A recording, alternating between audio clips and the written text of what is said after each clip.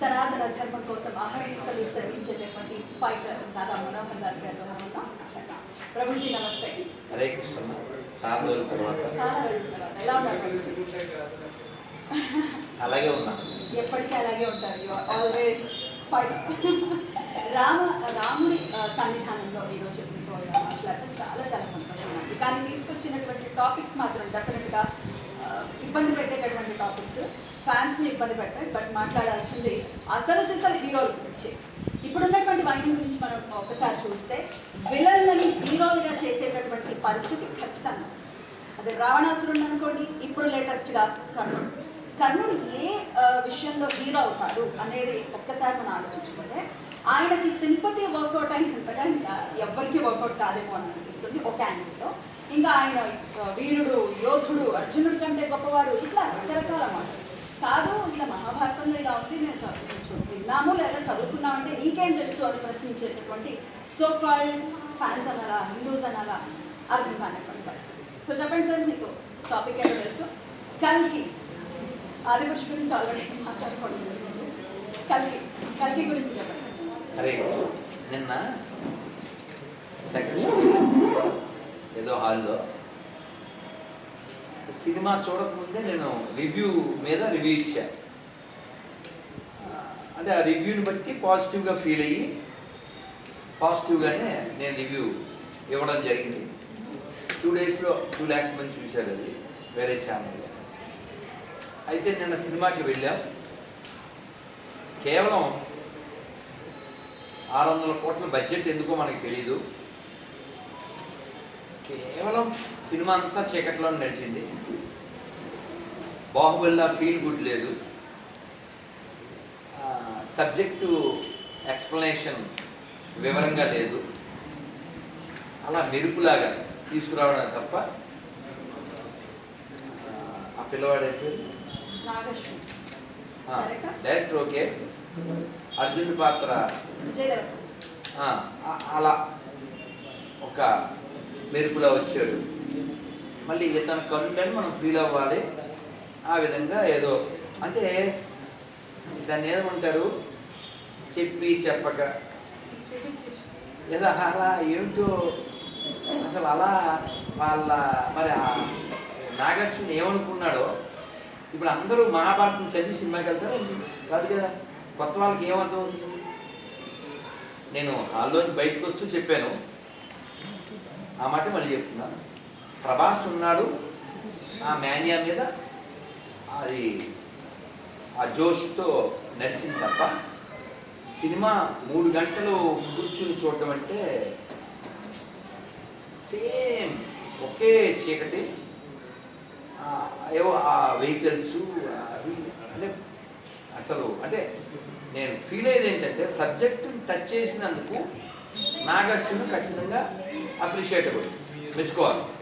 ఎందుకంటే పురాణాన్ని టచ్ చేయడం, ప్రపంచానికి మహాభారతం లాంటి ఇతిహాసం గురించి తెలుసుకోవాలని జిజ్ఞాస కలిగించడం, ఆ విషయంలో హ్యాట్స్ ఆఫ్ టు నాగేశ్వరుడు. ఎందుకంటే అందరూ తెలుసుకునే ప్రయత్నం చేస్తున్నారు. మరి కాళిదాస్ కవిత్వం కొంత, సినిమా వల్ల పైత్యం అంతా. ఈ పైత్యం ఇప్పటి నుంచి కాదు, ఈ సినిమా ఇండస్ట్రీ మొదలైనప్పటి నుంచి అని చెప్పక్కర్లేదు, కానీ ఒక 50-60 ఏళ్ళ నుంచి ఉందని చెప్పచ్చు. తెలుగు సినిమా వయసు దాదాపు 90 ఏళ్ళు. త్యాగయ్య గారు, నాగయ్య గారు త్యాగయ్య సినిమా తీశారు. ఇప్పటికీ evergreen. Lavakusa evergreen. ప్రక్షిప్తాలు ఏం లేవు, ఉన్నది ఉన్నట్టు. వాళ్ళకు కూడా భయం ఉండేది, నటించే వాళ్ళకి కానీ, దర్శకులకు కానీ, నిర్మాతలకు కానీ. ఇప్పుడు భయం, భక్తి ఆ రెండు లేవు కాబట్టి ఎలా తీసినా చూస్తారు కాబట్టి, ఎవరు క్వశ్చన్ చేయరు కాబట్టి. క్వశ్చన్ చేస్తే తిడుతున్నారు కాబట్టి కాదు తెలుసు తిట్టినంత మాత్రాన అబద్ధం నిజం అవ్వదు కదా. ఎవరు చెప్పాడు మీకు కర్ణుడు ప్రభాస్ అని ఎవరు చెప్పాడు అని అంటారు. ఇప్పుడు ఆ బాణం పట్టుకున్నది అదొక దండం ఉంది కదా, ఆ దండం ఎవరిదని చెప్పారు? అశ్వత్థామ దగ్గర ఉంది, కానీ అది ఎవరిది కర్ణుడిది అని చెప్పారు. అతను చేయి పెట్టగానే ఆ ఆకు పడి అతను టచ్ చేసి ఆ బలం వచ్చి ఇది ఇప్పుడు నేనంటాను why don't to give clarity clarity అవసరం కదా. చక్కగా. పురాణం గురించి లేకపోతే ఇతిహాసం గురించి చూసినప్పుడు క్లారిటీ అవసరం. అలాగే మన దగ్గర సబ్జెక్ట్ ఉంది. ఉంది. మన పురాణాలతో మన ఇతిహాసాలతో 1,00,000 సినిమాలు తీయచ్చు. మన ఎవరో ఇంటర్వ్యూలో అడిగారు వేరే చోట, మీకు సినిమా అంటే ఎందుకు ఇంట్రెస్ట్ అన్నారు. సినిమా గొప్ప మాధ్యమం మంచి మీడియం. కాబట్టి ఎవరైనా నిర్మాత వస్తే బోల్డ్ అని తీస్తాను నేను చెప్పా. ఎందుకంటే ఇప్పుడు సినిమా గురించి మాట్లాడితే ఈ టాపిక్ కూడా వస్తుంది. నువ్వు ఒకసారి సినిమా తీసి చూపించు, ఆ తర్వాత మాట్లాడు. నేను ఎట్లా అర్థం చేసుకోవచ్చు? ఇది నేను వాళ్ళ వైపు మాట్లాడతాను. ఇప్పుడు నేను ఇప్పుడు కాసేపు నాగార్జున వైపు మాట్లాడతాను. ఎందుకంటే నాగార్జున దగ్గర సత్తా ఉందని నిర్మాతలు నమ్మారు. సో నాగార్జున ఏం తీసినా చూస్తారు అనేటువంటి జనం కూడా ఉన్నారు. కాబట్టి నాట్ ఓన్లీ నాగార్జున, పబ్లిక్ ఆ సొమ్ము ఆ దమ్ము ఉండబట్టి అతను ఏం తీయాలనుకున్నాడో తీసాడు. ఇప్పుడు ఎవరైతే కామెంట్ చేస్తున్నాం, నేను కాసేపు వాళ్ళ నాగార్జున తరపునే మాట్లాడతాను. ఎవరైతే కామెంట్ చేస్తున్నారో కేవలం కామెంట్ చేస్తే పడవాలి. If you don't like a rule, follow the rule and come to the up and change the rule. అలా నువ్వు ఏదైతే ఇది సరైంది కాదని ఫీల్ అవుతున్నావో అది సరైంది అని చూపించే స్థాయికి నువ్వు రా. లేదు వాళ్ళు నీ మాట వినడా చెయ్యి. రెండు ఉన్నాయి. ఇది ఉదాహరణ కూడా చెప్తాను. కెమెరామ్యాన్ గంగతో రాంబాబు ఆ సినిమా గుర్తుందిగా. ఆ సినిమాలో ఒక 30 సీన్లు ఏమో 32 తెలంగాణకి కొంచెం వ్యతిరేకంగా తీశాడని పూరి జగన్నాథ్. అంతకుముందు 2012లో బిజినెస్ మ్యాన్ తీశాడు. బిజినెస్ మ్యాన్ తీసినప్పుడు అశ్వమేధ యాగం గురించి దాని మీద కొన్ని డైలాగ్స్ చెప్పిస్తాడు మహేష్ బాబు గారు. నేను చేసేది అప్పుడు వాళ్ళు చేసిందే అన్నట్టుగా. ఇప్పుడు టాపిక్ ఏదో అది కంటిన్యూ చేయొచ్చు, ఇది పోల్చి చెప్పడం ప్రతిదానికి. నేను ఒకరింటికి వెళ్ళాను. ఆ సినిమా రిలీజ్ అయిన కొత్తలో టీవీ ఆన్లో ఉంది. హిందువులు మనోభావాలు దెబ్బతిన్నాయని భజన దళ వాళ్ళు ఆరోపిస్తున్నారు అని యాంకర్ అడిగాడు ఎవరిని, ఈ పూరి జగన్నాథ్. పూరి జగన్నాథ్ ఏమన్నాడంటే, అసలు ఈ మనోభావాలు ఎవరు కనిపెట్టారో నేను పీకి పిసికేయాలి అన్నాడు. రామ్గోపాల్ వర్మ స్కూల్ని బట్టే సోలు. సో అలా అన్నాడు. నేను చూశాను. ఇది జరిగిన 6 నెలలకో 1 ఇయర్కో మరి గంగతో రాంబాబు వచ్చింది. అప్పుడు మనోభావాలు ఒకటి దెబ్బతిన్నాయి. అప్పుడు పూరి జగన్నాథ్ కారు దెబ్బతింది. అప్పుడు సినిమా హాళ్ళు అద్దాలు దెబ్బతిన్నాయి. పూరి జగన్నాథ్ ఇంటి అద్దాలు దెబ్బతిన్నాయి. అప్పుడు నేను స్టేట్మెంట్ ఇచ్చాను. ఎక్కడ నిర్మల్లో ఎక్కడైతే అక్బరుద్దీన్ ఓవైసీ మాట్లాడాడో అదే ప్లేస్లో నేను మాట్లాడుతూ దెబ్బ తినాల్సినవి తింటే ఏది సరి అవ్వాల్సిందో ఉందో సరి అవుతుంది. మనోభావాలు ఒకటి దెబ్బతింటే మనోభావాలు సరి అవ్వవు. దెబ్బతినాల్సినవి తింటే మనోభావాలు దెబ్బతినకుండా ఉంటాయి. సో కాబట్టి అతను వెంటనే ఆ 32 సీన్లు కట్ చేశాడు. కాబట్టి నీకు దమ్ముందా అలా ప్రవర్తించు, నీదేదో నీది, నీ చరిత్ర కాని దాన్ని ఖండించు. లేదు నువ్వే సినిమాది, ఇది నిజం అది చూపించు. కేవలం కామెంట్ చేసిస్తే ఎగ్జాక్ట్లీ ప్రభుజీ, ఇది ఖండిస్తున్నందుకు ఇట్లనే తినాల్సిన పరిస్థితి ఉంది. సినిమాలా చూడు. ఇప్పుడు సలార్ సినిమా వచ్చింది, ఎవరు ఖండిస్తాడు, ఎవరు మాట్లాడతాడు దాని గురించి చూస్తాం. It's commercial film. బట్ ఒక ఇతిహాసం గురించి మాట్లాడినప్పుడు తప్పులున్నాయి అని మాట్లాడితే తిట్లు తినే పరిస్థితి ఉంది జనాల నుంచి. దీన్ని ఎలా అర్థం చేసుకోవచ్చు ప్రభుజీ? జనాలు అడగండి, మూర్ఖులు అన్నాడు. సరే మూర్ఖులు డెఫినెట్లీ. ఇప్పుడు నాకు మీ ఫాదర్ గురించి తెలియదు, మీరేం చెప్తే అది నిజం, ఎందుకంటే ఆయన మీ ఫాదర్ కాబట్టి కదా, వ్యక్తిగతం. అలాగే అతను లేదా నేను. ఇప్పుడు రాముడు లేడు అనేటువంటి బ్యాచ్ ఉంటుంది. ఈ దరిద్రులు ఏ పదాలు తీయకండి, ఈ దరిద్రులు జై రావణ అంటుంటారు. రామాయణం అబద్ధం అనేటువంటి నీచ్ కమింగ్. నీకు రావణుడితో ఏం పని? రామాయణమే అబద్ధం కదా వాడి లెక్క ప్రకారం. రావణుడితో ఏం పని? రామాయణమే లేనప్పుడు అందులో రావణుడిని ఎలా నమ్ముతావు నువ్వు? రావణుడు ఉన్నాడు నువ్వు నమ్ముతావా? అదే అండి. రావణుడి పేరు మీద జయంతులు చేస్తావా? రావణాసురుడు మా వర్గం అంటావా? 10 lakhs ఇస్తా అని చెప్పి 4 ఏళ్ళు అయింది, ఎవడు రాలేదు. ఓ, హిందువులు కూడా ప్రకటించారా? ఎవడైతే ఏంటమ్మా, ఎవడైతే ఏంటి? కాబట్టి మీ నాన్నగారి గురించి మీరు చెప్పాలి, అలాగే రామాయణం గురించి వాల్మీకి చెప్పాలి, భారతం గురించి వ్యాసుడు చెప్పాలి. అది చెప్పిందే ఒప్పుకోవాలి, లేకపోతే తప్పుకోవాలి. ఇంటికి వెళ్ళి ఏదో ఒకటో కప్పుకోవాలి. నీ ఇష్టం వచ్చినట్టు చెప్పకూడదు. Exactly. కర్ణుడు కానీ అర్జునుడు కానీ ఆ యుద్ధ భూమిలో వీరస్వర్గం పొందినటువంటి ఈ క్యారెక్టర్స్ ఏవైతే ఉన్నాయో మళ్ళీ బ్రతికి రావటం అనేది జరుగుతుంది. దీని ఎట్లా అర్థం చేసుకోవచ్చు? ఇప్పుడు నాగాశ్విన్ దాంట్లో కొన్ని పాజిటివ్స్ చూద్దాం. అతను పూర్తిగా ఖండనార్హుడు కాదు, అతని వినయం విషయం రెండు ఉన్నాయనుకుంటున్నా. కానీ అతను పూర్తిగా సబ్జెక్ట్లోకి వెళ్ళి నేను ఫీల్ అయ్యేది ఒకటి ఏంటంటే, సినిమా చూసిన వాళ్ళకి తెలుస్తుంది అసలు ప్రభాసు ఎంత పర్సనాలిటీ, అది కామెడీ చేశారు అతనితో. ఇప్పుడు ప్రభాస్ లాంటి వాడికి ఏ బండి ఇస్తే బాగుంటుంది? బైక్లో హార్లీ డేవిడ్సన్ ఇవ్వాలి, లేకపోతే ఎన్ఫీల్డ్ ఇవ్వాలి. అది కూడా తక్కువ నన్ను అడిగితే. అది నా బాధ, అది నా బాధ, అది నా బాధ. అతన్ని ఒక కామెడీలా చేశారు. అతని యొక్క శౌర్యాన్ని, ప్రతాపాన్ని, అది ఎలా ఉండాలి? అతని శౌర్యం అంటే 60 కుటుంబాలతో పెద్ద ఆయన. ఏం సినిమా అది? మిర్చి. ఎలా బాగుంటుంది ఎలివేషను, అతని అద్భుతం. అలా ఉండాలి. పర్సనాలిటీకి తగ్గ క్యారెక్టర్ ఉండాలి. అతని పర్సనాలిటీ తగ్గదేం కదా కామెడీ పీసులాగా. Very bad. నేను ఫీల్ అయ్యేది అది. అతనికి తగ్గ సినిమా కాదు. అతన్ని చాలా బాగా ఎలివేట్ చేయొచ్చు, అతన్ని చాలా బాగా ఎక్స్పాండ్ చేయొచ్చు. అతనికి ఉన్నటువంటి ఫిజికల్ క్యారెక్టర్, మెంటల్ క్యారెక్టర్, అది వినే ఉన్నవాడు. ఓ సినిమా సౌండ్ ఇంజనీర్, ఇందాక మధ్యాహ్నం కలిశారు, ఆయన చెప్తున్నారు ఎన్టీఆర్ నుంచి ప్రభాస్ దాకా నేను పనిచేశాను, అసలు డౌన్ టు ఎర్త్ ఉండేది ప్రభాస్. అతనికి అసలు కొమ్ములు లేవు, ఏదో ఇంటర్నేషనల్ స్టార్ని అలా ఏమీ లేదు, చాలా హంబుల్ పర్సన్. అలాంటి వాడిని ఎంత బాగా ప్రజెంట్ చేయొచ్చో చేయవలసినంత ప్రజెంట్ చేయలేదు. ఆ విషయంలో నాగశ్విన్ దోషం తప్ప. నాగశ్విన్ ఇంకొకటి ఏమిటంటే, ఏ చాగంటి గారి లాంటి వారితో, ఏ గరిపాటి వారి లాంటి వారితో, సామవేదం లాంటి వారితో కూర్చుని డిస్కస్ చేసి సినిమా నువ్వు సినిమాటిక్గా తీయచ్చు, కానీ ఆ ప్రజెంటేషన్ ఇంకా బాగుంటుంది. ఎన్నో హృదయాలకు తాకాలి. కేవలం ఇప్పుడు నేను రాత్రి వెళ్ళాను, ప్రభాస్ ఏదన్నా కొట్టినప్పుడు అప్పుడు అరుపులు మెరుపులు తప్ప ఫీల్ లేదు, కూల్ లేదు, టోటల్గా సినిమాలో సోల్ లేదు. ఇప్పుడు 600 కోట్లు అన్నారు, మ్యాక్సిమం ఏ కదా.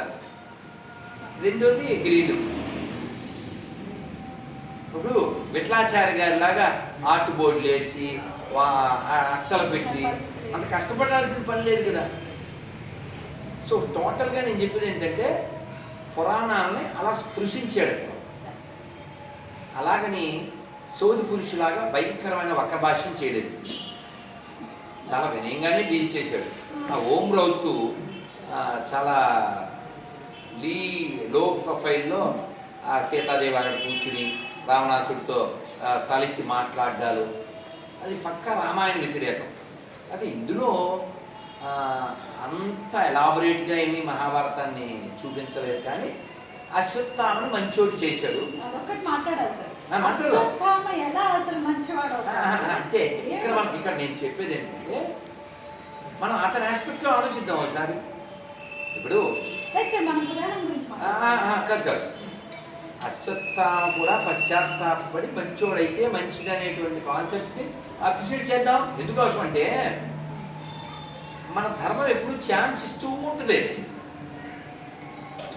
రాములు వారి దగ్గరికి వచ్చారు ఎవరో, ఏమండి మీరు ఈ సముద్రం నీళ్ళు ఎత్తి మీద పోసేసి ఎక్కడ ధనుష్కోటిలో ఎవరికి? విభీషణుడికి పట్టాభిషేకం చేశారు. లంక అక్కడ ఉంది, ఇక్కడ పట్టాభిషేకం చేశారు. వాడు బతికే ఉన్నాడు. రావణాసుడు బతికున్నప్పుడే విభీషణుడు పట్టాభిషేకం చేశారు. తెలుసా మీకు? ప్రమాణ స్వీకారం అయిపోయింది అక్కడ సీఎం ఉండగానే. సో ఎవరో అడిగారు, ఏంటి మీరు ఇక్కడ ప్రమాణ స్వీకారం చేయించారుతో వాడు అక్కడే ఉన్నారు కదా, ఒకవేళ వాడు వచ్చి మీ కాళ్ళ మీద పడిపోతే ఎవరు రావణాసుడు, అప్పుడు మీ పరిస్థితి ఏంటి కదా? ఎంత పజిలది, ఎంత క్వశ్చన్ అసలు అంత మార్పు ఎక్స్పెక్ట్ చేయం కానీ అసలు ఈ క్వశ్చన్ రాములు వారిని అడిగారు. రాములు వారు ఏమాత్రం కనబడకుండా ఏం పర్వాలేదు వాడికి అయోధ్య ఇచ్చేస్తా, అది రాముడు. గట్టిగా చెప్పండి, జై శ్రీరామ్, జై శ్రీరామ్, జై శ్రీరామ్, జై శ్రీరామ్, జై శ్రీరామ్, జై శ్రీరామ్. అందుకు రాముడు, అది రాముడు, అలా దేవుడు అయ్యాడు. ఆ, అది రాముడు.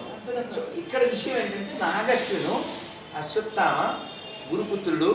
మనం క్యారెక్టర్ చూడొచ్చు, మా భాగవతంలో చూడొచ్చు, మహాభారతంలో చూడొచ్చు. చిన్నప్పటి నుంచి విన్నాం, భాగవతం చదివాం, చాగంటి గారి మాటలో వినొచ్చు, గరికపాటి వారి మాటలో వినొచ్చు, సామవేదం వారి మాటలో వినొచ్చు. అశ్వత్థామ అనేటువంటి వ్యక్తి శత్రుపక్షాన చేరి, వాళ్ళ నాన్న కూడా ఆ పక్షమే, కానీ ధర్మబుద్ధి కలిగి ఉన్నాడు. ఇంకా ఇంకా నీచం. ఇతను బాగా లీస్ట్. ఎంత లీస్ట్ అంటే ఇతను మడుగులో ఉన్నాడు. నేను వెళ్ళాను కురుక్షేత్రం, ఆ మడుగు, ఈ దుర్యోధనుని చంపిన మడుగు. ఆ మడుగు దగ్గరికి వెళ్ళి అతను నీళ్ళల్లో ఉంటే, చెప్పు రారాజా, నన్ను ఏం చేయమంటావు, నిన్ను సంతోషపెట్టాను అంటే ఆ పాండవుల తలలు తీసుకొచ్చి నాకు అన్నాడు. వీడు స్వామి భక్తి అనే మూడు అశ్వత్థామ. వీడు వెళ్ళాడు, రాత్రి చీకట్లో ఉప పాండవుల 5 తలకాయలు నరికేసాడు, తెచ్చాడు. అప్పుడు దుర్యోధనుడు గడిపెట్టాడు, తెలుసా? ఎంత గుడ్డోడు ఏమిట్రా, ఎవరెవరో ఏంటో తెలుసుకోకుండా పడుకున్న వాళ్ళ తలలు తెంపడం ఏమిట్రా అని గడిపెట్టాడు. సరే, అది పక్కన పెట్టేస్తే ఆల్రెడీ హీ డిడ్ మిస్టేక్ కదా. అధర్మం పక్షాన ఉండడం ఓ తప్పు, అధర్మంగా పిల్లల్ని చంపవో తప్పు.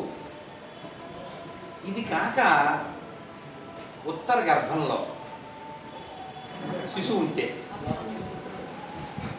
ఉత్తర గర్భంలో ఎవరు పరీక్షిస్తున్నాడు, ఉత్తర గర్భంలో పరీక్షిస్తుంటే వీడు బ్రహ్మాస్త్రం వేసి బ్రహ్మాస్త్రం వేసేస్తే ఆ పిల్ల పాపం పరిగెట్టి ఏదో జరుగుతుంది, కృష్ణ అని కృష్ణుడి దగ్గరికి వస్తే కృష్ణుడు రక్షించాడు.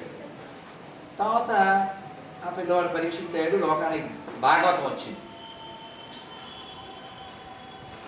ఈ అశ్వత్థామ చేసినటువంటి దుర్మార్గమైనటువంటి పని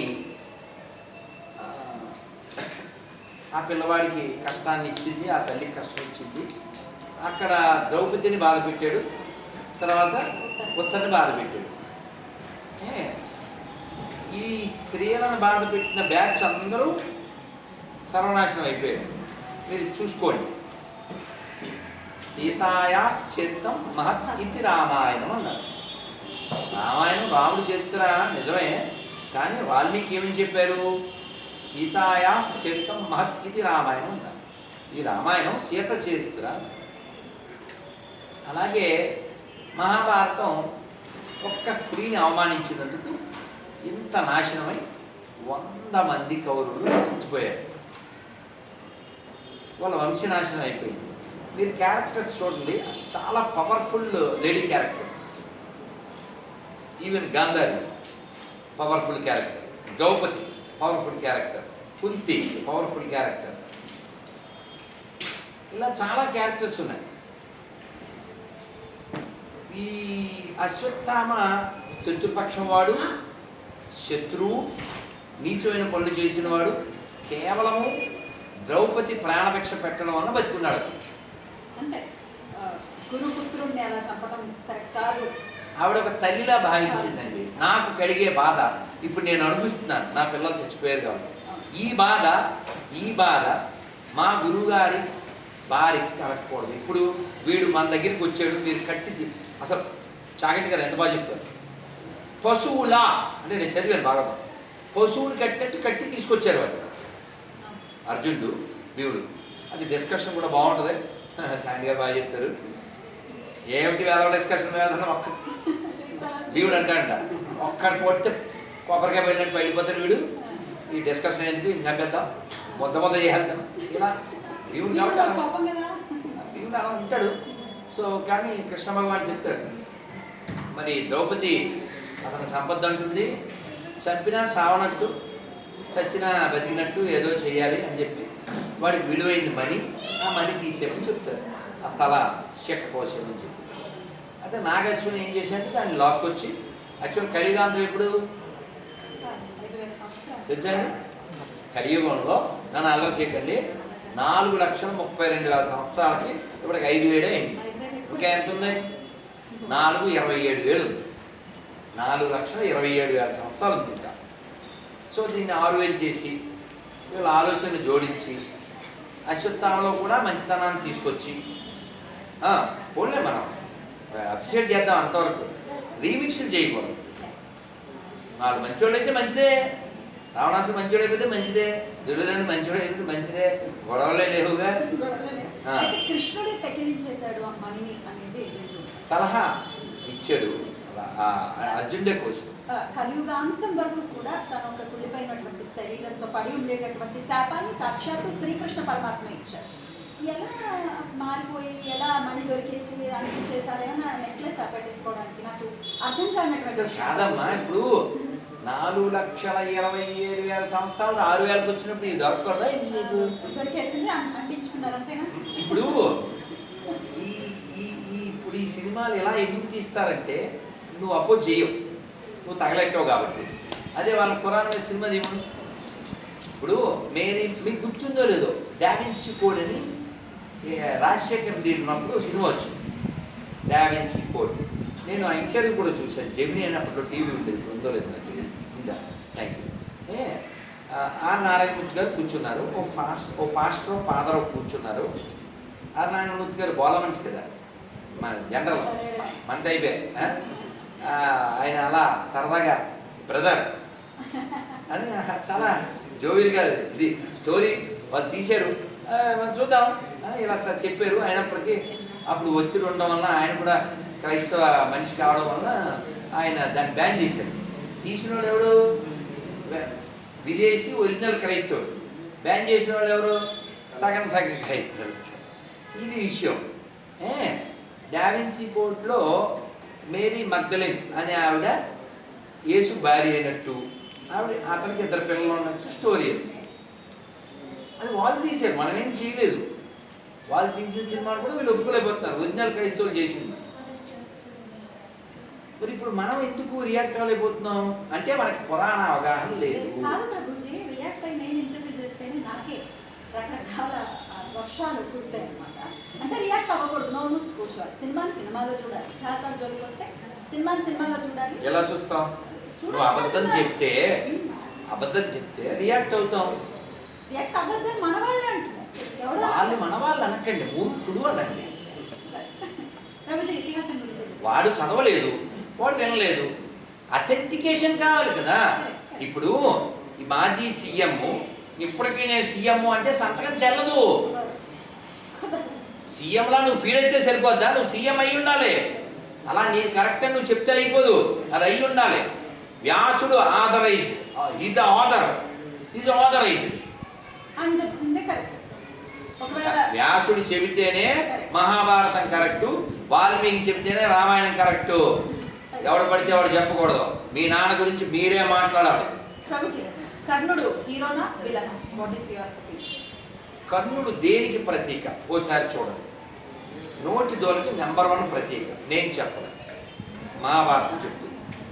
సభాపర్వం చూడండి. బట్టలు ఇప్పించి, అమ్మా కొంచెం వాయుముడి, రేపు మాట్లాడిన ఆయనతో, ఇంటికి వెళ్ళిపోండి. ద్రౌపది బట్టలు ఇప్పించి తొడ మీద కూర్చోబెట్టుకో అని సలహా ఇచ్చిన దూర్తుడు ఎవరు? దుర్యోధనుడికి. అసలు దుర్యోధన్ని సంకనాకించడంలో నెంబర్ 1 ఎవరు? కర్ణుడు నెంబర్ 1. అలాగే అభిమన్యుడు చిన్న పిల్లోడు, 20 ఏళ్ళు కూడా లేవు. అతన్ని వెనకాల వెళ్ళి చంపేద్దాం అని ఐడియా ఇచ్చి అమలు చేసినాడు ఎవరు? భారత వీరుడు అని ఎవరిని అనొచ్చు? అభిమన్యుడిని అనొచ్చు కదా. అతను మావయ్య, పెదనాన్న, తాతయ్య ఒక్క చిన్న కత్తి ఇవ్వండి, చిన్నది చాకు, ఒక్క ఆయుధం ఇవ్వండి, వేసేస్తాను. అంత పవర్ఫుల్ పర్సన్. అయితే వెనకాల చేరి వెన్నుపోటు పొడిచి చంపారు. సో దిక్కుమాల సలహాలు ఇవ్వడంలో, నోటి దోలలో, వెన్నుపోటు పొడవడంలో, మోసం చేయడంలో ఇతను అగ్రగామి అయ్యింటే ఇతను ఎలా హైప్ చేస్తావు కదా? ఓ స్త్రీని అవమానించాలి, వేరే వాడి భార్యని అనే ఆలోచన ఇంకోటికి ఇచ్చేవంటే how you called a hero కదా?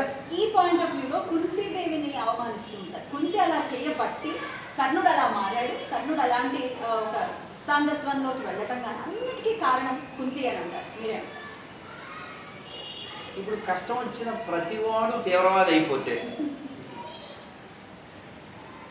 ఇప్పుడు కాశ్మీర్లో అలా ఎందుకు అయిందంటే ఈ వాళ్ళ అమ్మని నాన్నని చిన్నప్పుడే చంపేశారు, అందుకే వీడు తీవ్రవాది అయిపోయాడని. మరి ఇప్పుడు కాశ్మీర్ పండిట్లోంచి ఎంతమంది తీవ్రవాది తయారయ్యారు? తీవ్రవాదం వాళ్ళ బ్లడ్లో ఉంది కాబట్టి వాళ్ళు తీవ్రవాది అయ్యారు. మన బ్లడ్లో సర్వేజన సుఖన భవంతి ఉంది కాబట్టి మనం అవ్వట్లేదు. సో దీనికి మీకు ఆన్సర్ ఏమిటంటే, నేను చిన్నప్పుడు అలా వదిలేసింది మా అమ్మ, అందుకే ఇలా అయిపోయింది నెగిటివ్ అది ఇది అని అంటే, దానికి కృష్ణ ఆన్సర్ ఇచ్చినట్టుగా ఒకటి వచ్చింది, బాగుంది. నేను పుట్టడం ఎక్కడ పుట్టాను? జైల్లో పుట్టాను. పుట్టిన కాసేపటికి అమ్మా నాన్న వదిలేయాల్సి వచ్చింది. మళ్ళీ గోకులం వెళ్ళాను, అక్కడ గొడవలు. అక్కడి నుంచి బృందావనం వెళ్ళాను, అక్కడ గొడవలు. నన్ను ప్రశాంతంగా ఉండనివ్వలేదు. మళ్ళీ మధుర వచ్చాను, అక్కడ చంపించడానికి నా మీద పొలైపడమని ఏడుగురు పంపించారు. ఫైనల్గా మా మావయ్యని ఎక్కడ పంపాలాడు పంపి మా తాతగారిని కూర్చోబెట్టాను. ప్రశాంతంగా బతుకుదామంటే బతకనివ్వడు, ఆ జరాసంతుడు వాడు వీడు వస్తాడు. అందుకని నేను వెళ్ళి అక్కడ సముద్రంలో నగరం కట్టుకున్నాను. మరి నీ ఒకరికి నా ప్రాబ్లమ్స్ ఉన్నాయి. ప్రాబ్లమ్స్ ఉన్న ప్రతి ఓడు క్యారెక్టర్ని కోల్పోకూడదు, క్యారెక్టర్ని షైన్ చేసుకుని లైన్ అవ్వాలి.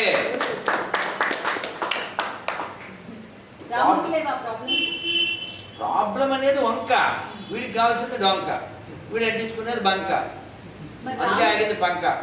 రాముడు ఎందుకు వాలితో స్నేహం చేయండి, సుగ్రీవుడితో ఎందుకు స్నేహం చేశాడు? క్యారెక్టర్ చెప్పారు. రాముడికి లేవా కష్టాలు?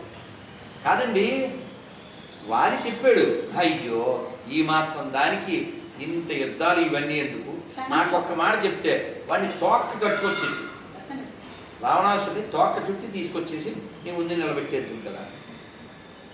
రాముడు ఎప్పుడైనా పని అయిపోతే చాలు అనుకునేవాడు కాదు, అది ధర్మ మార్గంలో అవ్వాలి.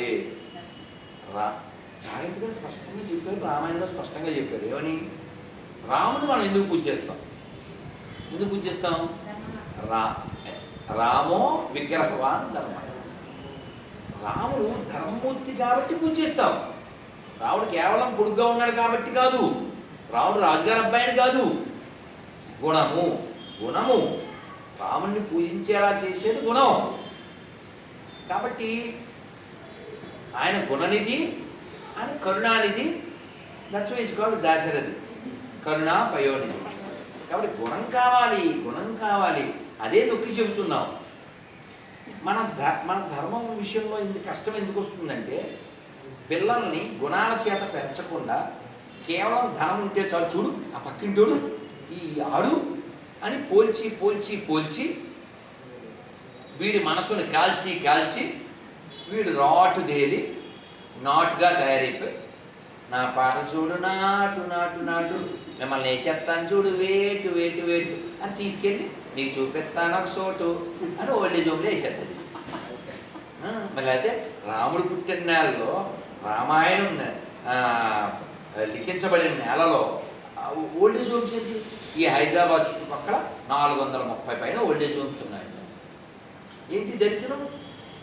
ఆ పిల్లవాడు కావిడిలో మోసాడు. ఏ పిల్లడు? శ్రవణ కుమార్.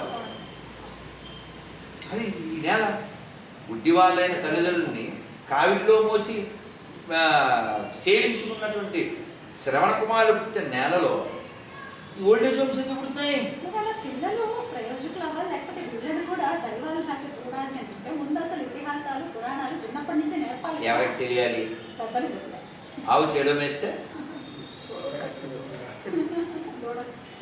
అందుకే నేను లాంగ్ ఎగో ఒక వీడియోలో టైటిల్ కూడా పెట్టాను, there is no bad childrens. There is only bad parents who spoil the good children. నువ్వు అసలు నేర్పవుగా, బాక్స్లో రసగుల్లా పెట్టాను, నువ్వు ఒక్క పెట్టు, వాళ్ళ అమ్మ కూడా పెట్టుడు, వాళ్ళ నాన్న కూడా పెట్టుడు, ఆస్తంతా నాది, మీరు బయటకు పోండి చెప్తాడు. వాడిని ఎవరు తయారు చేశారు? నువ్వే. పంచుకోవడం నేర్పండి. ఒక అమ్మాయి వాళ్ళ నాన్న చచ్చిపోతే బెంగళూరులో అపార్ట్మెంట్లో ఫోన్ చేశారు, మీ నాన్నగారు చనిపోయారంటే ఏం చేయాలి ఇప్పుడు? కుదిరితే మీరు తగలెట్టండి, లేకపోతే చెత్త కుప్పలు పడేయండి. అది డాక్టరా? భాగవతం ఏం చెప్పింది తెలుసా? బాబోయ్ చాలా కటుగా ఉంది. దే కన్సిడర్ యాజ్ యూరిన్ అని చెప్పి. పాలిటిక్స్ గురించి ఏమైనా అడగచ్చా? అడగండి. ఆంధ్రప్రదేశ్ రాజకీయ సంచలనమైనటువంటి తీర్పునిచ్చారు ఆంధ్రప్రదేశ్ ప్రజలు ఖచ్చితంగా. అంటే ఎంత అయితే గాంభీర్యాన్ని ప్రదర్శించారో దానికి క్వైట్ ఆపోజిట్గా రిజల్ట్ రావడం ఎట్లా చూడొచ్చు? ఒగ్గబట్టడం అంటారు తెలుసు. ఎప్పుడైనా ఒక ప్రమాదకరమైన స్థితిలో ఉన్నప్పుడు శ్వాస కూడా వినపడితే ఆ తీవ్రవాదులు ఎవరన్నా కాల్చేస్తారేమో అని అలా ఒగ్గబడతారు కదా. ఒగ్గబడితే ఆ వాయువు లోపల ఉంటుంది, ఎప్పుడైతే వాళ్ళు బయటకు వస్తారా అంటారు కదా, అది స్థితి ఆంధ్రప్రదేశ్. అంతే. అయితే 100% స్ట్రైక్ రేట్ ఇచ్చినటువంటి పవర్ స్టార్ పవన్ కళ్యాణ్ నిజంగానే ఇది దేశంలోనే మొట్టమొదటిసారి ఒక పొలిటీషియన్కి ఇట్లాంటి ఒక ఫీట్ చేయడం అనేది. పోటీ చేసిన 21 స్థానాల్లో కూడా 21 గెలవడం అనేది 100% స్ట్రైక్. అయితే ఆయనని దత్తపుత్రుడు అన్నారు. పిఠాపురంలో శ్రీపాద శ్రీవల్లభుడు కొలువు తీరున్నటువంటి దత్తుడే ఆయన్ని పుత్రుడుగా చేసుకుని విజయాన్ని కైవసం చేశారని నమ్మచ్చా? ఆయనే చెప్పాడు అక్కడికి వెళ్ళి, అవును నేను దత్తాత్రేయ పుత్రుడని చెప్పాడు. సో ఎవరు దత్తపుత్రుల్లో ఎవరు చెత్తపుత్రుల్లో తీర్పును బట్టి అర్థమైపోయింది కదా. ఇంకో విషయం ఏంటంటే ప్రజలు ముఖ్యంగా ఆంధ్రప్రదేశ్ ఏమైపోతుందో అని బెంగ కలిగినటువంటి, ఏమైపోవడం అంటే ఏం లేదు. ఆంధ్రప్రదేశ్ అనే నేల, ఈ తెలుగు నేల చాలా గొప్ప అని పుట్టిన నేల. ఈ తెలంగాణలో ఓ పోతన గారు, ఓ పాల్గొరికి శ్రవణాలు, ఓ దాశరథి రంగాచార్యులు గారు, ఓ కాళోజీ, ఓ రామదాసు గారు, ఓ ప్రతాపరుద్రుడు, ఓ రుద్రమదేవి, సమ్మక్క సారక్క, ఓ చాక ఐలమ్మ, ఓ కొమరం బి, ఎలాగో ఈ నేలను పరిపుష్టం చేసినటువంటి మహనీయులు, అలా ఆ నేల మీద వీర రక్తపు దార వారవోసిన సీమ పలనాడు నీదెరా వెలనాడు నీదెరా బాలచంద్రుడు చూడ ఎవడోయి తాండ్ర పాపయ్య కూడా నీవోడో తాండ్ర పాపయ్య కూడా నీవోడో చెయ్యెత్తి జై కొట్టు తెలుగోడ గతమెంతో గన కీర్తి కలవోడా. మామూలు నేల కాదు ఇది. ఎందుకు బెంగపడ్డాను నేను నాలాంటి వాళ్ళు అంటే, ఇలాంటి మహనీయుడు, ఓ టంగుటూరి, ఓ కందుకూరి, ఓ నన్నయ్య, ఓ అన్నమయ్య, ఓ కవిత్తిరి మొల్ల, ఒక తాండ పాపారాయుడు, ఒక కలియుగ భీముడు, కోడి రామూర్తి నాయుడు గారు, హరికథా పితామహుడు ఆదిపట్ల నారాయణ దాసు గారు, ఒకరా ఇద్దరా, ఓ శ్రీకృష్ణ దేవరాయలు, ఇలాంటి మహనీయులు పుట్టిన ఈ నేలలో ఈ గొర్రె మతం, దానికి ప్రోత్సాహం, దానికి పాస్టర్ల జీతాలు ఇవ్వడం, గుళ్ళో డబ్బులు ఎత్తుకోవడం, గుడికి సెట్లు వేయడం, ఆ రథాలు కాల్ చేయడం, అది చెబితే బాగుండదు. కానీ ఎవడో కామెంట్లో పెట్టాడు, ఇంతవరకు నాకు అసలు ఈ తిట్టుకి అర్థం తెలియలేదు, ఇప్పుడే అర్థమైంది అన్నాడు. ఏం తిట్టు అంటే, కింద గుడి సెట్ ఎదవా అని తిట్టుంటారు, ఎవడంటే గుడి సెట్ వేసి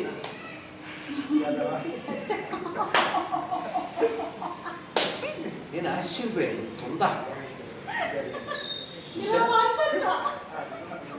ఈ మధ్య అలా కూడా అంటున్నారా? అవును, అలాగన్నమాట. అలా జరిగింది అదన్నమాట. అంటే కామెంట్లు మామూలుగా ఉండవు.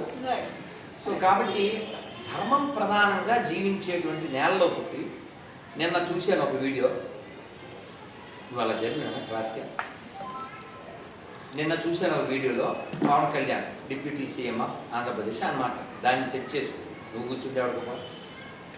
ఆయన ఏమంటున్నారంటే అన్నా క్యాంటీన్తో పాటు డొక్కా సీతమ్మ కూడా ఉండాలి, ఉంటాయి. ఎందుకు చెప్పాడు ఆయన, వివరం చెప్పాడు. చరిత్ర తెలియాలి, చరిత్రహీనులు పరిపాలిస్తే ఉంది. ఓ మాయ ఓ మాయ రాష్ట్రమంతా లోయ, ఆ సాంగ్ వేసుకోవాలి, అల్లు లోయ. సరే విషయంలోకి వస్తే ఈ డొక్కా సీతమ్మ గారు ఎందరో డొక్కల్లో ఆకలి అగ్ని తీర్చింది. పవన్ కళ్యాణ్ చెప్పారు ఈ గ్యాస్ పొయ్యిలు ఏమీ లేవు, కట్టెలు తెచ్చి అన్నార్తుల ఆకలి తీర్చింది. ఆవిడ గుర్తు చేసుకోకపోతే మన జాతి క్షమించింది. కాబట్టి ఎవడైతే పదవిలో ఉన్నారో వాళ్ళు చరిత్ర తెలిసిన వాళ్ళు అయి ఉండాలి, చరిత్రను గౌరవించే వాళ్ళు అయి ఉండాలి. కేవలం సబ్సిడీలు ఇచ్చేస్తాం, రాత్రి పగలం పుండిలో డబ్బులు ఎత్తుకుపోతాం అనే దరిద్రులు పరిపాలకులు కాకూడదు. కాబట్టి చెక్ చేయండి, గుళ్ళో డబ్బులు ఎవరెవరు ఎంత ఎత్తుకుపోయారు. కాబట్టి గుళ్ళో డబ్బులు కావాలి, గుళ్ళో దేవుడికి, గుళ్ళో దైవం అక్కర్లే. కాబట్టి ప్రజలు తీర్పిచ్చారు, మార్పు వచ్చింది, అంతవరకు హ్యాపీ. కానీ పరిపాలన ఎలా ఉంటుంది? ఇది లడ్డం, మనం అప్పుడే మాట్లాడుతున్నాం. అంటే వాట్ ఆర్ వి ఎక్స్పెక్ట్? ధర్మం అంటే ధర్మం. నన్ను ఎవరో అడిగారు ఓ 2 ఏళ్ల క్రితం ఇంటర్వ్యూలో, నెక్స్ట్ ఆంధ్రప్రదేశ్ సీఎం ఎవరైతే బాగుంటుందని మీరు అనుకుంటున్నారో అన్నాడు. నేను చెప్పాను ఎవరైనా పర్లేదు, పెళ్ళంతో గుడికి వెళ్ళేవాడు వస్తే సాలదు. హ్యాపీనా? హ్యాపీనా? కాబట్టి దేవాలయాలు పరిరక్షించబడాలి, దేవాలయాల భూములు పరిరక్షించబడాలి, ధర్మం సంరక్షించబడాలి. కేవలం సంకనాకడం అనే సింగిల్ ఎజెండాతో ప్రభుత్వాలు పనిచేయకూడదు. ఇప్పుడు ముద్దరామయ్య ఉన్నాడు కర్ణాటక, వాడు గుళ్ళు డబ్బులు 10 ఏళ్లలో ఇచ్చింది ఆడికి వెనక్కి ఇచ్చేయాలంట. వాడు ఏం తింటున్నాడు, గుళ్ళో డబ్బులు 500 కోట్లు పట్టుకెళ్ళి వక్ఫ్ ఇంకో 100 కోట్లు, గొర్రెలకు 100 కోట్లు ఇస్తాడు. పేరు అనవసరంగా ఉంది. అక్కడ మొమైత్ ఖాన్, ఇక్కడ ముద్దరామయ్య, ఇద్దరు ముస్లిమ్స్. వాళ్ళ బిహేవియర్ బట్టి మీకు అర్థమైపోతుంది. మీరు గమనించండి, పేరు చూసి మోసపోకండి. రాహుల్ గాంధీకి ఏ సంబంధం ఎలా లేదో వీళ్ళకి హిందుత్వానికి ఏం సంబంధం లేదు. ఎవడైనా శివుడి మీద అభిషేకం చేయమంటే ఎక్కడ పోస్తారండి? శివలింగం మీద పోస్తారు. మొమైత్ ఖాన్ అంటే మళ్ళీ సినిమాల్లో ఎక్కడికి వెళ్ళకు, బెంగాల్లో ఉంటుంది ఆవిడే మొమైత్ ఖాన్ అంటే. ఆ మొమైత్ ఖాను పెరుగు ఏదో ఇస్తే ఇలా పారబోతుంది, శివుడి మీద పోయిట్లే కింద. అసలు హిందువే కానప్పుడు శివుడు ఏమర్థమవుతాడు? ఇప్పుడు బెంగాల్లో బాలల విద్యకి 50 కోట్లు, మదర్సా విద్యకి 5500 కోట్లు. ఇంకా అర్థం కావట్లే. బంగ్లాదేశ్ నుంచి వచ్చిన ఆవిడ ఓ గ్రామంలో సర్పంచ్ చెప్పింది, అది అక్కడ పరిపాలన. కాబట్టి మనకి కొంచెం ఛాన్స్ ఉంది, 10-20 ఏళ్ళు అనుకుంటున్నాను. మనం ఎక్కువ నిద్రపోతే తొందరగా శాశ్వత నిద్రలోకి వెళ్తుంది. నెక్స్ట్ ఆటం కూడా మోదీ ప్రభుత్వం ఉంటుందని అనుకుంటున్నారా? అది డిపెండ్స్ ఆన్ హిందూస్ కదా. ఇప్పుడు చూసాను అందుకే చెప్తున్నాను, అపోజిషన్ కూడా ఎంత పుంజుకుందో కూడా చూసాము. ఇప్పుడు పార్లమెంట్లో మాట్లాడకూడదు, వెళ్ళిపోయి అక్కడికి వెళ్ళి మాట్లాడాలి. పార్లమెంట్లో రాహుల్ గాంధీ అనే జాతి తక్కువడు హిందువుల్ని అలా మాట్లాడగలిగాడంటే ఆ ఓట్లు వేసిన ఎదవుల్లో బంధుగాలు కూడా ఉన్నారుగా. ఆ బలం ఇచ్చిన వాళ్ళు ఎవరు? కేవలం ముస్లిమ్సే కాదుగా. అయితే ఇక్కడ దోషులు ఎవరంటే, ఓటర్స్ ఎంతమంది అండి దేశంలో? 70 కోట్ల మంది ఉంటారుగా, 140లో. అందులో 25 కోట్ల మంది ఓట్లు వేయలేదంట. ఆ పోలింగ్ శాతం చూస్తే ముస్లింలు ప్రతి చోట 92, 93, 90%, మన దరిద్రులు 60, 50, 40. కాబట్టి ఓట్లేని దరిద్రులకి రేషన్ తొలగించాలి, ఓట్లేని దరిద్రులకి కరెంట్ తొలగించాలి. ఇలాంటివి తొలగిస్తే వెంటనే ఓటేస్తారు. అది ఎందుకు చేయరు నాకు అర్థం కాదు. కోర్టు ఎందుకు ఖాళీగా ఉంటుందో, మగోడు సెక్స్ చేసుకోవచ్చు, ఇలాంటి దిక్కుమాలిన తీర్పులు ఇవ్వకపోతే ఇలాంటి తీర్పులు ఇవ్వచ్చుగా, సుమోటగా తీసుకుని ఏ జమాట్లో టమాటా బాత్ తిని వచ్చుగా తీర్పులు ఇవ్వకపోతే. తీర్పు గురించి వచ్చింది కాబట్టి సుప్రీంకోర్టు ఒక సంచలనమైనటువంటి నిర్ణయం తీసుకుంది. గోవధ చేసిన వారికి నాన్ బెయిలబుల్ వారెంట్ అనేది ఇష్యూ చేయబోతుంది అనేది వింటూ ఉన్నాం. అంతవరకు నిజము? జరిగితే ధర్మం, జరిగితే సాష్టాంగం. అయితే కేవలం రూల్స్ ద్వారానే అన్నీ అరికట్టలేము, ఎడ్యుకేట్ చేయాలి. ఇప్పుడు ఈ గుడి ఉంది, ఒకసారి చెప్పండి ఏం రాసింది? రావి చెట్టు, వేప చెట్టు, ఉసిరి చెట్టు, అక్కడ దాసాంజనేయ స్వామి, ఇక్కడేమో శివాలయం, లలితాదేవి, అక్కడ రాముడు, ఇంతే. ఇక్కడ ఎడ్యుకేషన్ ఏముంది? ఇక్కడ చెప్పు నాకు, ఇక్కడ ఏమో ఎడ్యుకేషన్ ఉందా? ఏం నేర్చుకుంటారు ఆ పిల్ల కానీ? చదువుచ్చిన ఏమన్నా నేర్చుకోవడానికి ఏమైనా ఉందా? ఒక బోర్డు, ఓ మంచి రాత ఉందా ఇక్కడ ఏమన్నా? అది చిన్న మసీదు, చిన్న చర్చి, ఏముంటుంది? ప్రతి ఏదో రాత ఉంటుంది వాళ్ళు. నీ కొరకే వాడు వచ్చిన వాడు చర్చని ఏదో రాసి ఉంటుంది. మనకి ఎన్ని పురాణాలు ఉన్నాయి, ఎన్ని శాస్త్రాలు ఉన్నాయి. ఉదాహరణకు ఒక శ్లోకం చెప్తాను, అందరు చెప్పండి. అమంతరమక్షరం నాస్తి నాస్తి మూలమనౌషధం అయోగ్యో పురుషో నాస్తి యోజక తత్ర దుర్లభః. శ్లోకం నేను 34 ఏళ్ల క్రితం నేర్చుకున్నాను. అర్థం ఏంటి? ప్రపంచంలో మంత్రం కాని అక్షరం లేదు. ప్రతి అక్షరం మంత్రమే నీకు తెలిస్తే. ఔషధం కాని మొక్క లేదు నీకు తెలిస్తే. అసలు పనికిరాని మనిషి అంటూ లేడు నీకు ఉపయోగించుకోవడం తెలిస్తే. యోజక తత్ర దుర్లభ. కాబట్టి ప్రపంచంలో అన్నీ పనికొచ్చేవి. ఈ విషయాన్ని శ్లోక రూపంలో చెప్పారు. అది రాసి పెడితే, భావం రాస్తే ఎడ్యుకేట్ ఎవరు? అది యూనివర్సల్ కదా. ఇంకో శ్లోకం చెప్తాను. కాలక్షేపో న కర్తవ్యం క్షీణమాయు దినే దినే యమస్య కరుణా నాస్తి ధర్మస్య త్వరితగతి. అంటే ఏంటండి? అంటే ఏంటి? కాలాన్ని వ్యర్థం చేయకండి. రోజు ఆయుర్దాయం గడిచిపోతుంది. యముడికి దయలేదు. యముడు ఎప్పుడైనా వస్తాడు. యముడు వచ్చే లోపల మీరు సంపాదించుకోవాల్సింది సంపాదించుకోండి. ఏంటి ఆ సంపాదన? అమీర్పేటలో వెళ్ళ, అక్కడ ఉంటుంది మా పిల్ల, యముడు వచ్చి కొడతాడు జల్ల.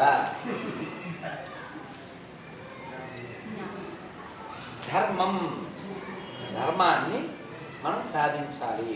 ఏది మనకు చెప్పబడిందో మన శాస్త్రం, దాన్ని మనం పాటించాలి. ఇది తక్కువ రాలిపోతుంది, మర్నాడికి కాలిపోతాయి. ఈ రాలిపోయేదానికి కాలిపోయేదానికి మనం పెద్ద ప్లాన్లు వేస్తున్నామే, కానీ శాశ్వతమైనది లోపల ఉందే, దానికి ఏమి చేయకపోతే ఎలా? దానికి ఏం చేయకపోతే. అందుకని కర్తవ్యం ధర్మ సంగ్రహ. ఆ శ్లోకం ఇంకో చోట ఎందుకు రాసి పెట్టుకోండి కదా. అలాగే పొద్దున్న లేవగానే గొప్పవారిని కొందరు తలుచుకోవాలని చెప్పారు. అవి రాసి పెట్టచ్చుగా. ప్రాతస్మరణీయుడు ఎవరు వాళ్ళు? ప్రహ్లాద నారద పరాశర పుండరీక వ్యాసాంబరీష సుఖసౌనక భీష్మదార్యాన్. పరాశరుడు, ప్రహ్లాదుడు, పుండరీకుడు, నారదుడు, వ్యాసుడు, అంబరీషుడు, లుక్మానుడు, ఇటువంటి వాళ్ళు మహనీయులు. వాళ్ళని ప్రాతస్మరణీయులు, వాళ్ళని తలుచుకోవాలి. నువ్వు రాస్తే, వాళ్ళు చదివితే ఉద్ధరించబడతారు. అందుకని దేవాలయం బోధ చేసే స్థలం. Temple is a place for learning, కానీ గవర్నమెంట్ వల్ల temple is a place for earning. అందుకే ఈ బర్నింగ్. ఇప్పుడు రావాల్సింది టర్నింగ్.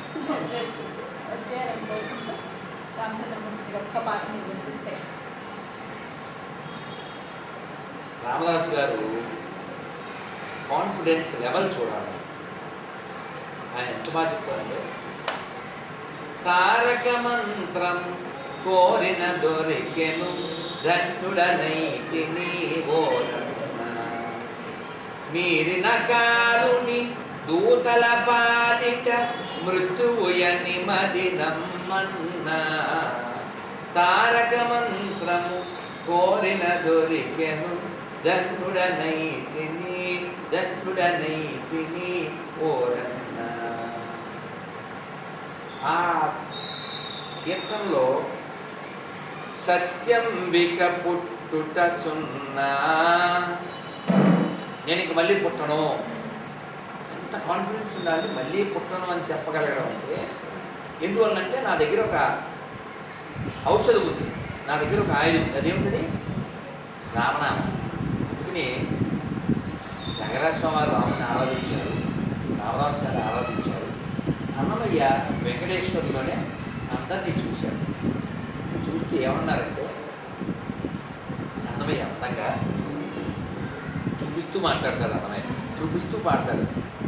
సీతాదేవి పాలి చింతామణి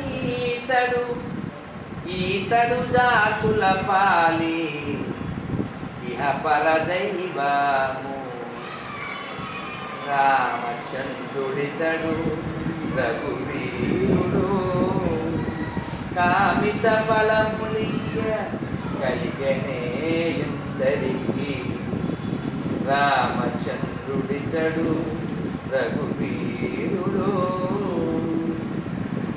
గౌతము భార్య పాలిటి కామధేను వితడు గాతల కౌశికు పాలి కల్పవృక్షము గౌతము భార్య పాలిటి కామధేను వితడు గాతల కౌశికు పాలి కల్పవృక్షము శరణన్న వారి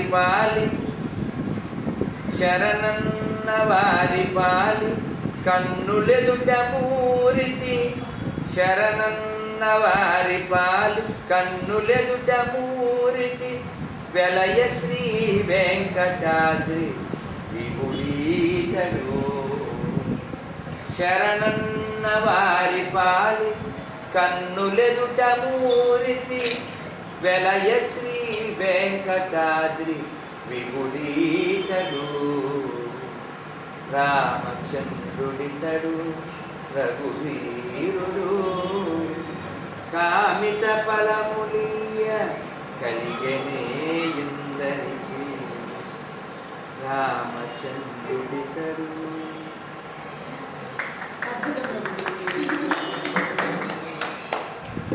మీరు కూడా వీరుడే, ఎందుకంటే రామభక్తుడు.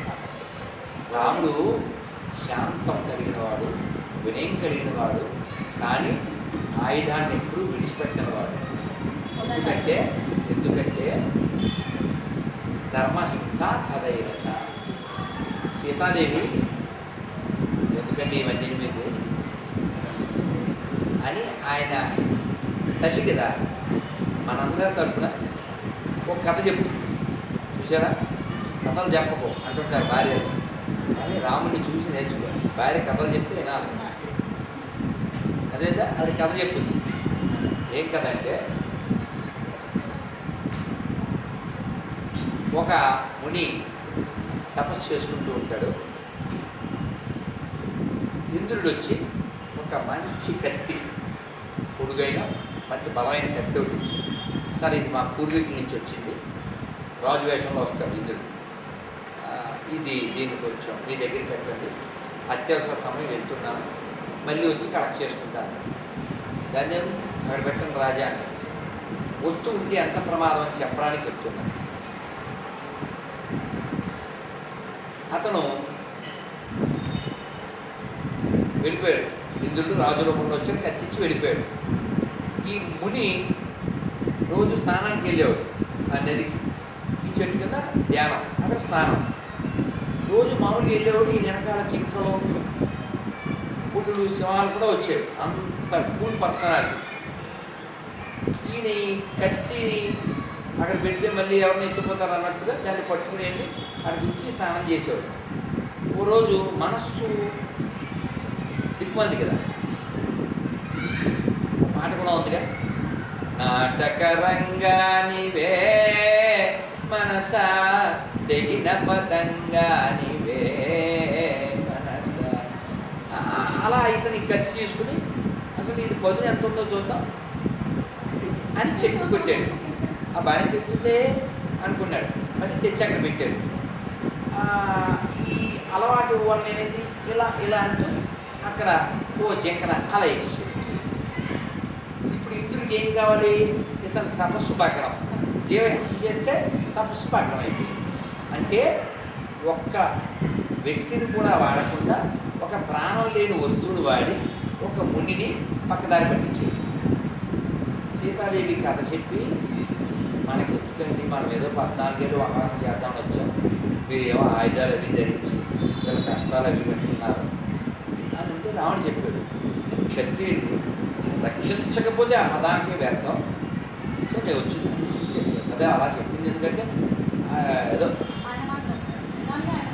అందుకోసం. అలాగా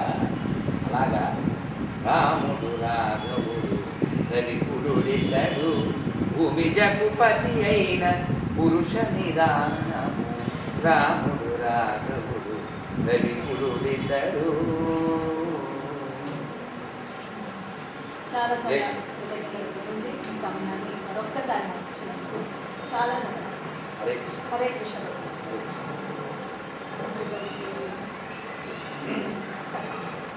Thank you so much.